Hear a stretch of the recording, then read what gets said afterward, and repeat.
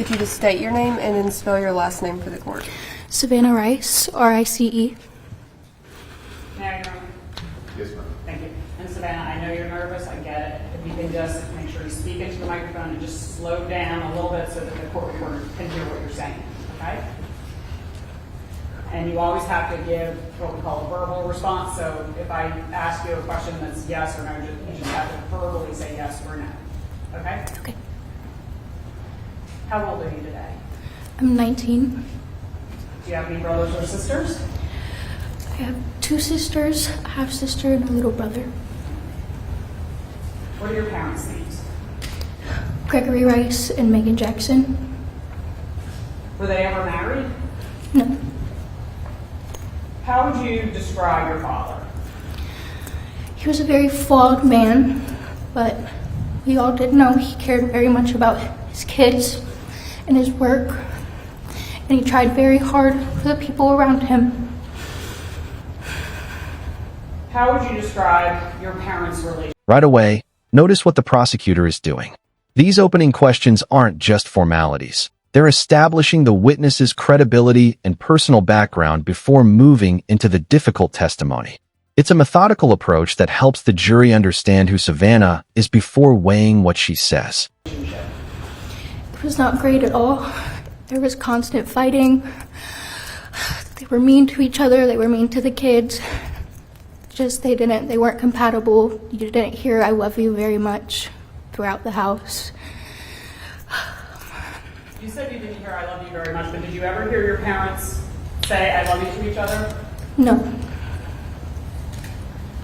At some point, did your parents break up? Yes.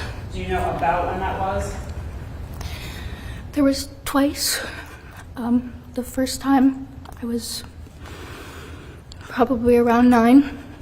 He was cheating on her. The second time, they just needed to go their separate ways, and it was a mutual breakup.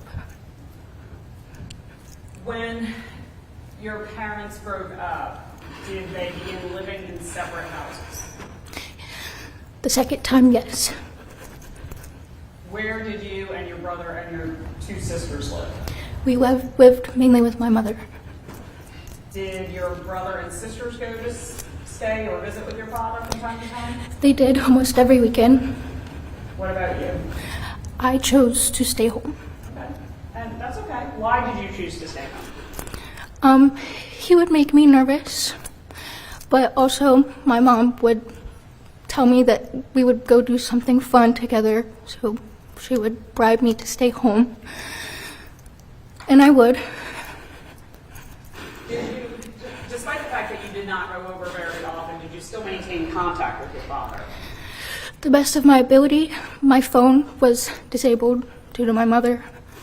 I could only receive calls. When your brother and your sisters would go to stay with your father, would he pick them up and drop them off? Would your mother pick them up and drop them off? How did that work? My dad always came to the house to pick them up, and he would bring them back as well. This is a subtle but important moment. Even though Savannah chose not to stay with her father on weekends, she describes still hugging him, telling him she loved him, and keeping contact whenever she could. Family relationships can be complicated, and testimony like this often helps jurors understand that distance doesn't necessarily mean a lack of love. What do you think? Does this change your impression of their relationship? When your father would come to pick your siblings up, did you go out and talk to him at all? Yes, I would go out and I would have a chat with him, tell him I loved him, give him a hug. That was about it. I'd tell him if I was going to come over the next week or not. At some point after your parents began living separately, did you meet a man named Christopher Dontel? Yes, I did. How did you meet him? I met Chris because one, knew that he worked with my mom, but 2, we moved into his neighborhood and I met his family and we started to hang out with his family and him. So when you say his family, was he married? Yes. Did he have children? Yes. How many kids did he have? He had 2 children. Do you know about how old they were? I believe the son was around maybe 1 and the daughter was 6, I believe. Yeah. And you said that you guys moved into the same neighborhood as the Dontel family? Yes. About how far away did you live from them? It was like 3 minutes right down the road, just down our street and down another street and into a cul-de-sac. This testimony marks a major turning point. The alleged affair isn't presented just for shock value. It provides context for the family's dynamics and, depending on the case, may relate to motive that prosecutors are trying to establish. From this point forward, the timeline becomes especially important, so pay close attention to every date and event. So was it walking distance? Yes. Did your family and the Dontels spend a lot of time together?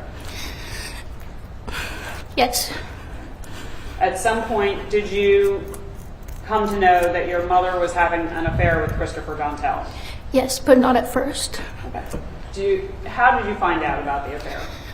I had some friends over, and it was quiet. We went downstairs, and we heard them having sex in their bedroom, and it just kept getting louder and louder.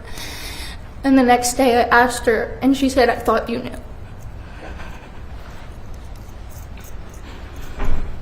Do you know about how long that was before your father went missing? And if you don't, it's okay. I don't remember. Okay. This will sound like a silly question, but do you remember when your father went missing? October 2nd. What do you remember about sort of that time period? Before or after? Right after, when you found out that he was missing. So October 2nd was a Friday night, right? Mm-hmm. What happened the next morning? She woke up, we all got up. She got the kids ready to bring them to our dad's, which I already thought was weird because he always came to pick them up and he would come in to see me, or I'd go out to see him, which it didn't happen this morning. So she got the kids in the car. Watch how the courtroom slows down here. The witness becomes emotional, and the attorney doesn't rush her. Allowing a witness time to regain composure isn't unusual, and it can help ensure testimony remains clear and accurate. Emotion alone doesn't prove or disprove a fact, but it can leave a powerful impression on a jury. And If you just take some time to breathe, it's okay. Do you need some water? she brought the kids to his house, and she called me, and she was really frantic. She said she had searched everywhere. I'm sorry. It's okay, take your time. She had said she had searched everywhere. She looked in his car. She couldn't see his keys or his wallet or his phone. She looked in the windows, and then she said she's gonna call the police. And they came back, and that was really just... When you say they came back, who do you mean? Madison, Blake, Dakota, my siblings, and my mom. Okay.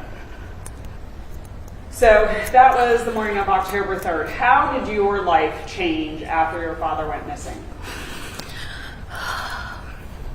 My mom wasn't home even more often. She wasn't home due to her job most of the time, but it became a lot more when he went missing. Everybody was really emotional. We didn't go out at all. My mom did, but we didn't. We really just stayed in the house. It's okay, take your time. Do you remember when they found your father's body?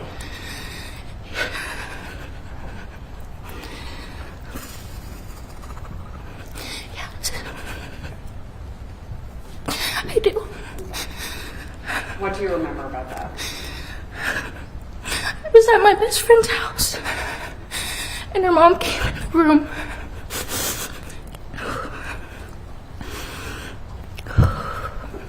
She told me not to go onto any of my electronics, but she didn't know that one of my friends from the neighborhood had already told me. I didn't believe it, but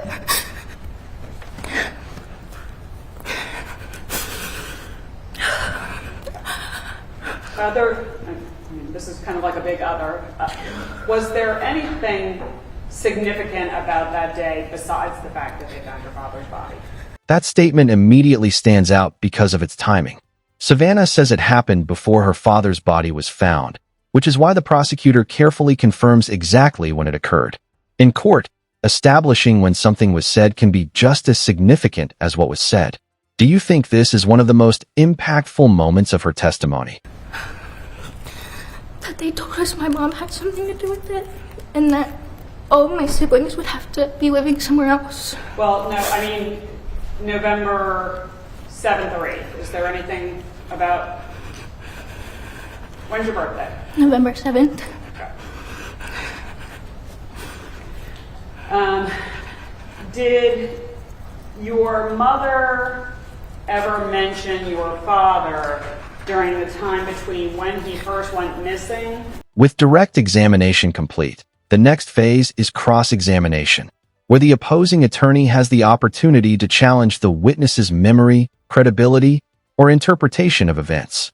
This is often where testimony is tested most rigorously, so the courtroom dynamic is about to change. And when they found his body?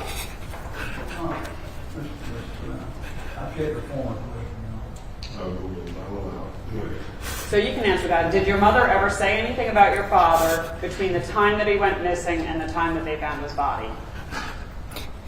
Yes. Can you just tell us about that? Take a couple deep breaths with me, but tell us about that. She had come home drunk one night, and I was in the kitchen, and my sister wasn't behaving, and I told my mom, and she started screaming. And my sister was upstairs, but then she looked at me, and she said, "I hope what happened to your dad happens to your sister." And I asked her, "What do you mean?" And she just wouldn't say anything. And that was before they found your father's body?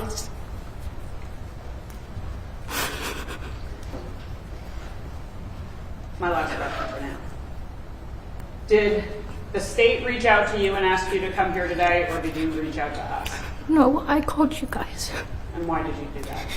Because I believe that she...